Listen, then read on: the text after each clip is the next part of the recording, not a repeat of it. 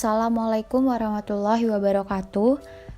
Perkenalkan, kami dari kelompok 7 yang beranggotakan Rela Rizkinul Awalun dengan NIM 18613159, Nabila Winriandrika Putri dengan NIM 18613160, Adesna Widianti dengan NIM 18613161, dan Vira Anggraini dengan NIM 18613162. Di sini kami akan membahas terkait hipertensi untuk mata kuliah farmakoterapi 4. Yang pertama, untuk pengertian hipertensi itu sendiri, hipertensi merupakan penyakit yang berhubungan dengan sistem kardiovaskular. Secara global, terhitung sebanyak 10,4 juta per tahun kasus kematian yang disebabkan oleh penyakit hipertensi. Dan hipertensi merupakan salah satu penyakit yang paling banyak ditemukan di Indonesia. Dan kategori penyakit hipertensi ini tergolong banyak menyerang masyarakat dan menjadi penyebab kematian. Hipertensi didiagnosis ketika tekanan darah sistolik atau SBP seseorang di kantor atau klinik lebih dari 140 mmHg atau tekanan darah diastoliknya. Selanjutnya ada kriteria hipertensi berdasarkan pengukuran darah kantor ambulatori ABPM dan rumah atau HBPM.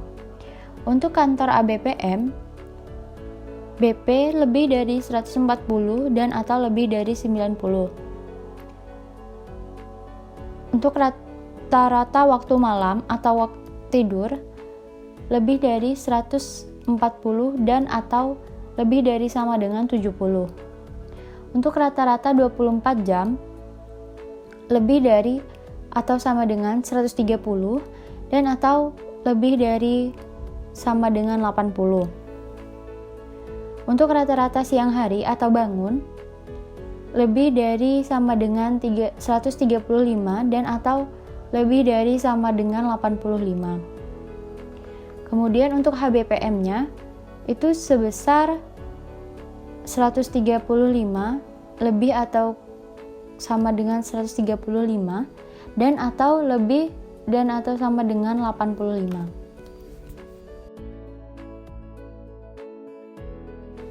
Selanjutnya ada pengukuran darah berdasarkan level. Pertama yaitu di bawah 130/85 diukur ulang dalam 3 tahun, 1 tahun di dalamnya dengan faktor resiko lain. Yang kedua 130-159 atau 85-99, yaitu dikonfirmasi pengukuran tekanan darah atau konfirmasi untuk kunjungan. Dan yang terakhir untuk pengukuran darahnya yaitu di atas 160/100, konfirmasi dalam beberapa hari atau dalam beberapa minggu. Selanjutnya ada pemantauan klinis tekanan darah di rumah dan dimonitoring BP-nya. Yang dimonitoring yaitu ada kondisi, posisi, perangkat, manset, pengukuran pada protokol. Pada kondisi pemantauan tekanan darah di rumah, diukur tekanan darah kantor. Pemantauan tekanan darah rawat jalan selama 24 jam pada hari kerja. Untuk posisi tekanan darah di rumahnya diukur BP kantor. Untuk rawat jalan selama 24 jam, hindari melakukan aktivitas berat. Untuk perangkat, lengan atas yang divalidasi oleh elektronik oskilometrik. Lengan atas yang divalidasi oleh elektronik oskilometrik.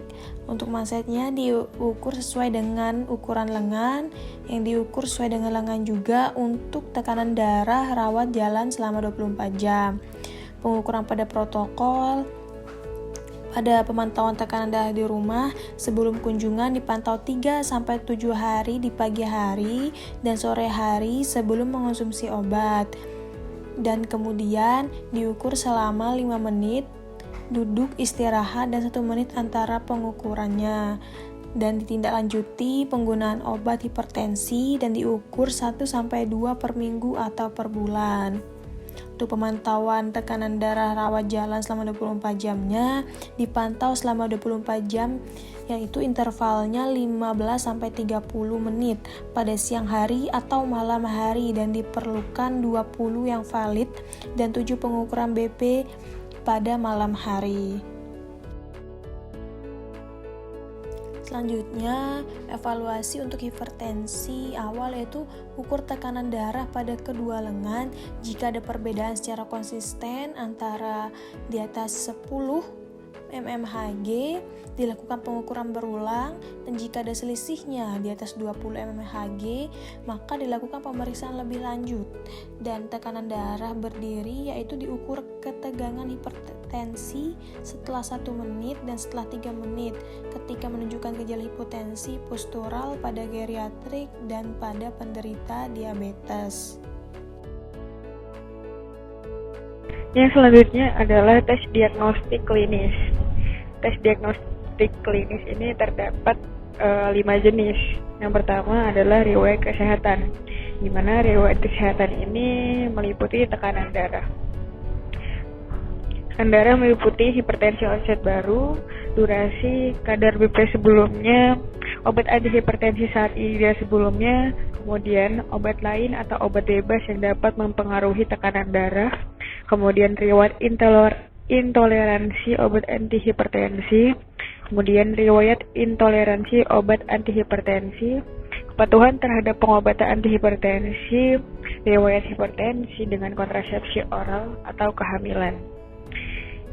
Kemudian ada faktor resiko, riwayat pribadi seperti infark miokard, gagal jantung, stroke, serangan iskemik transier, diabetes, dislipidemia, kemudian ada penyakit ginjal kronis, kemudian status merokok, diet, asupan alkohol, kemudian aktivitas fisik maupun psikososial, kemudian ada riwayat keluarga dengan hipertensi, kemudian ada hiperkolesterolemia dan diabetes.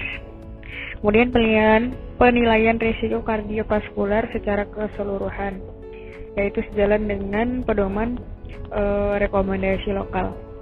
Kemudian ada gejala atau tanda hipertensi seperti penyerta, yaitu contohnya seperti nyeri dada, kemudian sesak napas, palpitasi, claudicatio, kemudian edema perifer, sakit kepala, kemudian seperti penglihatan yang kabur, kemudian nokturia juga bisa, hematoria, dan pusing.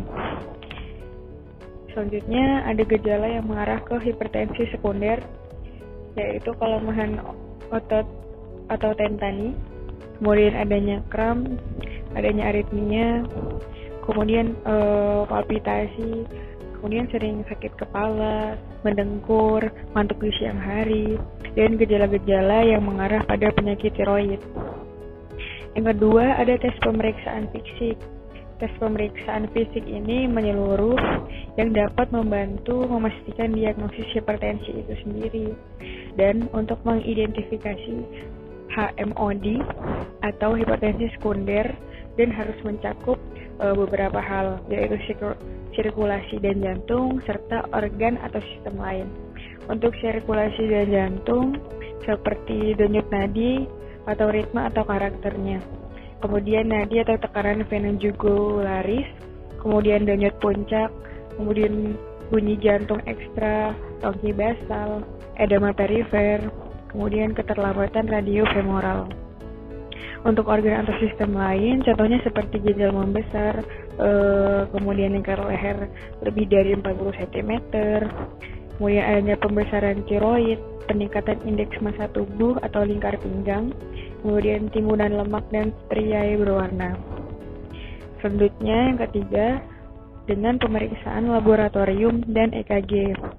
Yang diperiksa sendiri seperti darah itu adanya natrium, kalium, kreatin serum, dan perkiraan laju filtrasi glomerulus. Kemudian jika tersedia, profil lipid dan glukosa puasanya. Yang kedua ada tes urin. Tes urin ini menggunakan tes urin dipstick. Selanjutnya, yang ketiga ada pemeriksaan EKG, yaitu dideteksi fibrilasi atriumnya, ventrikel kiri hipertrofi ventrikular, dan penyakit jantung iskemik. Selanjutnya yaitu ada tes diagnostik tambahan. Investigasi tambahan bila diindikasikan dapat dilakukan untuk menilai dan mengkonfirmasi kecurigaan HMOD, penyakit penyerta atau penyakit hipertensi sekunder. Untuk teknik yang dilakukan yaitu teknik imaging yang terdiri dari yang pertama yaitu ada ekokardiografi untuk penyakit LVH, disfungsi sistolik atau diastolik dilatasi atrium, dan koarktasio aorta. Yang kedua yaitu ada ultrasonografi karotis untuk penyakit plak atau aterosklerosis dan stenosis. Yang ketiga yaitu ginjal atau arteri ginjal dan adrenal. Duplex arteri ultrasonografi atau ginjal yaitu CT atau MR angiografi untuk penyakit parenkip ginjal, stenosis arteri ginjal, adrenalesi akhir atau patologi perut lainnya. Selanjutnya yaitu fundoskopi, yaitu perubahan retina, perdarahan, papiledema, tortuositas, dan nipping. Dan yang terakhir yaitu CT atau MRI otak, yaitu cedera otak iskemik atau hemoragik akibat hipertensi.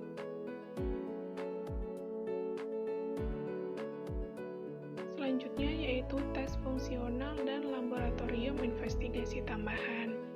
Tes fungsional dan laboratorium tambahan ini terdiri dari beberapa hal. Yang pertama yaitu indeks pergelangan kaki brachialis, yaitu perifer atau ekstremitas bawah dan penyakit arteri. Yang kedua yaitu tes lebih lanjut untuk hipertensi sekunder jika dicurigai, risiko aldosteron renin, metanefrin bebas plasma, kortisol saliva larut malam, atau tes screening yang lain untuk kelebihan kortisol. Selanjutnya yaitu rasio albumin atau kreatinin urin. Next yaitu kadar asam urat serum, dan yang terakhir tes fungsi hati. Selanjutnya yaitu faktor risiko kardiovaskular. Terdapat pendekatan diagnostik yang terdiri dari beberapa hal. Yang pertama, faktor risiko tambahan yang paling umum adalah diabetes dengan 15% sampai 20%. Yang kedua yaitu gangguan lipid, peningkatan low density lipoprotein atau LDL kolesterol, dan trigliserida sebanyak 30%. Kemudian kelebihan berat badan atau obesitas sebanyak 40%, hiperursemia 25%, dan sindrom metabolik yaitu 40%, serta kebiasaan gaya hidup yang tidak sehat, misalnya seperti merokok, mengkonsumsi alkohol dalam jumlah yang tinggi, gaya hidup yang tidak banyak bergerak. Kemudian, faktor risiko tambahan lainnya yang dapat terjadi yaitu peningkatan serum asam urat yang sering terjadi pada pasien dengan hipertensi dan harus diterapi dengan diet. Asam urat mempengaruhi beberapa obat yaitu losartan, fibrat, dan artovastatin atau obat penurun asam urat pada pasien simptomatik yaitu GOLD dengan kadar asam urat serum di atas 6 mg per desiliter atau 0,357 mmol per liter. Selanjutnya yaitu perkiraan risiko kardiovaskular yang baik dapat diperoleh dalam praktek sehari-hari dengan memasukkan yang pertama itu faktor risiko lainnya seperti usia, yaitu di atas 65 tahun, jenis kelamin, pria atau wanita, detak jantung di atas 80 denyut per menit, kemudian berat badan yang meningkat, diabetes, LDL atau trigliserida yang tinggi, riwayat keluarga CVD, riwayat keluarga hipertensi, menopause dini, kebiasaan merokok, psikososial atau faktor sosial ekonomi. Kemudian yaitu ada HMOD, yaitu ada penyakit LVH dengan EKG, kemudian CKD dengan derajat sedang sampai berat, di mana EGFR kurang dari 6 ml per menit, dan ukuran kerusakan organ lainnya. Terakhir yaitu ada penyakit jantung koroner yang ada sebelumnya, gagal jantung, stroke, penyakit pembuluh darah perifer, atrium fibrilasi, dan CKD stadium 3. Demikian yang dapat kami sampaikan dari kelompok 7. Untuk lebih dan kurangnya kami mohon maaf. Terima kasih.